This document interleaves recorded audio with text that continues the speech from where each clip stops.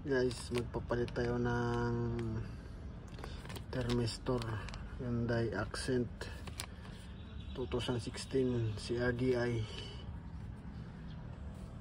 Dito po siya guys. Yan guys, ito po yung ano guys, thermistor niya. Yan, tanggal, tapos pihit, ikot, tapos yan. Oh, yun.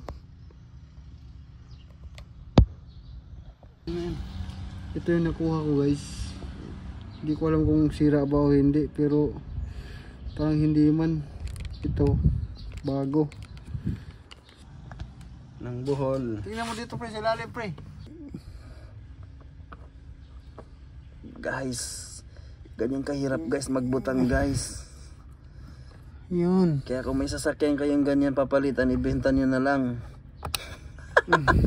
Okay na guys. Yan, okay na guys. Nasalpak na guys. Nasalpak na guys. Kita na guys. Bago na yan guys.